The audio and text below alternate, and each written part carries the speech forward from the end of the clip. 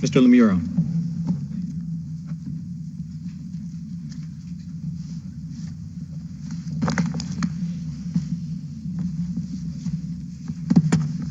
Good morning, Your Honors. May it please the Court. Justice Albin, you hit the nail on the head. This case is a recipe for an involuntary confession. The ACDL is urging this Court to adopt a per se rule that a confession based on a false promise of leniency, direct or indirect, is involuntary. For example, if you tell us what happened, we'll give you PTI. That's the Reha case. If you tell us what happened, you won't get in any more trouble. That's the Puryear case. If you tell us what happened, you won't go to jail. That's this case. The police don't have the authority to make those promises. They can't make plea bargains. Worse, these promises are in direct contradiction with Miranda. Miranda says anything you say may be used against you. These promises say anything you say will help you. The truth shall set you free. What are you relying on in arguing that the police told him he would never go to jail if he confessed? And I'm referring to the difference, no surprise, between nothing's going to happen tonight or some version thereof, and you are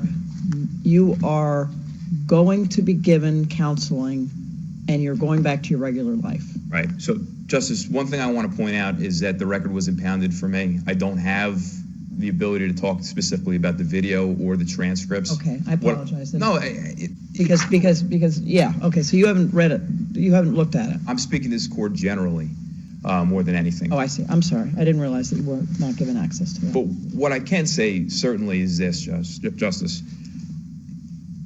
Statements by police officers that suggest or directly state that you're going to have leniency, it's in direct contradiction with Miranda. Even if there's some confusion, which apparently is what happened in this case, there may be some confusion, that invites error. It invites error. It puts trial courts in an impossible position. You're not in a position to argue that he was or was not told he would never go to jail if he confessed in this case. I'm not in a position. That's right, Justice. Thank you. When you talk about leniency, do you differentiate at all offers of help versus offers of something more specific like counseling or treatment that suggests diversionary activity? I believe leniency means a consequence of the confession. In a diversionary program, that's very clear. That's PTI for sure, but right. Assume some kind of mental health, I actually think that help is more compelling, Your Honor. The reason I say that is I deal with clients all the time who have addictions and are acting on impulses. Mm-hmm. They want help more than anything in the world. They want it more than the diversionary program. They want it more than being promised they're not going to go to jail. They really want to stop what they're doing. So tell us the contours of your position, your per se rule. And you've seen many of these interrogations, if an officer says, you're not a bad guy, we know you're not the person that did this, we want to help you, we want to get you beyond this, would that fall under the per se rule that you're suggesting? No. Deception is okay. The per se rule is going to be a promise or an indirectly of leniency. So getting you help, it would have to be...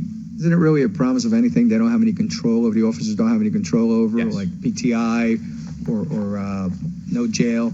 That's but exactly. Deception is okay, but it offers, what you suggest, it offers as to events that the officers have no control over because it's within the court's ambit. They're improper. Is that really what you're suggesting? So leniency has to relate somehow in the offer to something less than jail, or some alternative to the criminal justice system. Yes. I'm trying to understand what you mean by leniency. I'll give you an example. When we practiced this, we mooted this, and one of the examples I said was if the police officers say, tell us what happened, I'll buy you a pizza. Okay? That's okay. Because that's not toward the ultimate consequences of what he's confessing to. Mm-hmm. Now, PTI is. Not going to jail is. Get you into rehab is. And those are things that the police cannot do. They don't have the authority for it. Boiling it down, yes. It seems to me the examples that you're given are ones that would directly contradict the promise that is made to the defendant, that anything that you say will not be held against you. And if they're making promises that are directly contradicting that guarantee, then there's a violation. I could sit down on that argument, Justice. That's exactly what we're saying. These positions, it's an interrogation technique, and the court has the opportunity to clarify this for law enforcement and say those type of promises are going to muddy the waters. Those type of promises are going to bring error and give trial courts, the appellate courts, and this court put you in an impossible position, which is to punish police misconduct, because that's really what this is. It's illegal conduct versus heinous crimes, like in this case. You have to put that balance into order. Miranda is a perfect example of taking that balance away and saying we have a clear-cut rule. It's not going to be gray. It's a clear-cut rule. And that way you don't have that type of balancing issue. So yes, Your Honor, that's exactly right. Anything you'd like to add? No, I think that's it, Your Honor. Thank you. Thank you. Ms. Rowe?